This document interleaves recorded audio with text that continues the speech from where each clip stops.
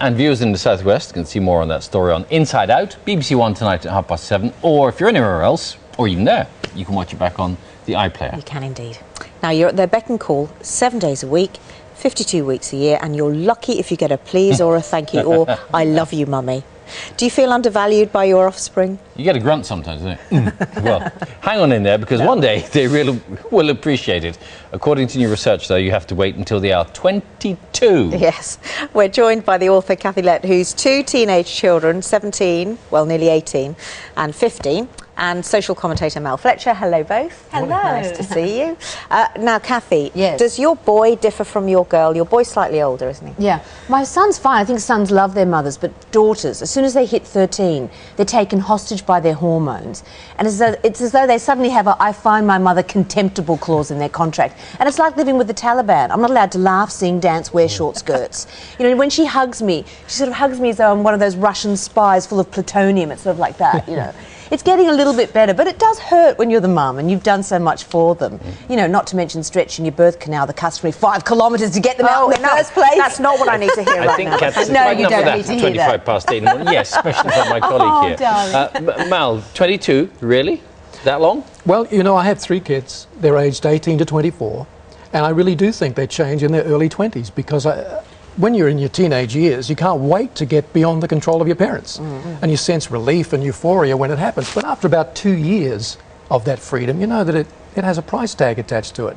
And suddenly you're faced with the need to meet expectations. When you've been hungry for a while. Yes, exactly. You see, that'll be it, Cathy. When Georgia's, she's 15 now, when she moves out of home and somebody needs to do her washing and she'll come grovelling. Can't wait. You're waiting for I don't think it really changes, though, until you have your own children. I mean, I was a terrible teenager. I was Attila the teenager. But when I had my own babies and I suddenly thought, oh, gosh, you know, my mother went through all this for me. Then, you know, my guilt gland started throbbing.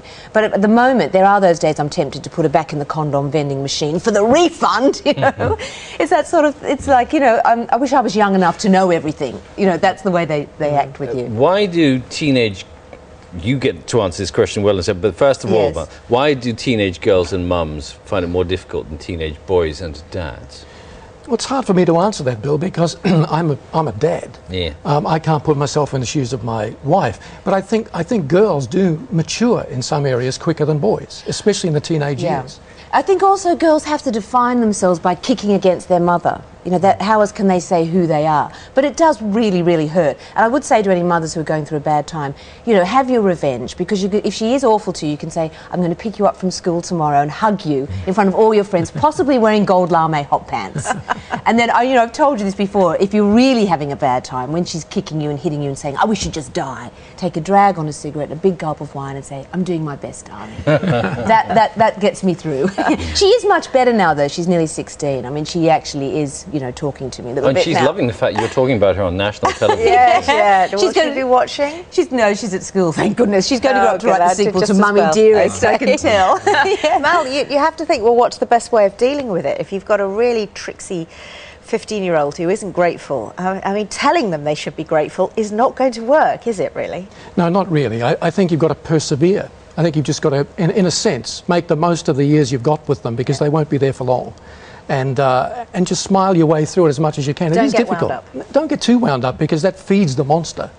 You know, if they can sense that sort of feeds the monster a bit, and there's a bit, I can get a reaction out of Dad, I'll do that again. I'll prod a little bit more. And you can also say to them, you know, I might drive you kids mad, but I also drive you everywhere, so be nice to me. Well, that works. But then they get their own driving license. But then you have the car. It's just, I find it's balancing, it's the balance of power. So first of all, I'm not going to drive you, and that's, you can't have take my car. You can't have the car. Yes, bribery, or as psychologists would call it, rewards. Thank you both very much. Lovely to see you. And good luck on the parenting front. We'll stick together. Yeah, do you think? I don't know. It's going to be a long time before mine reach 22. I don't know. A good few years yet. Thank you.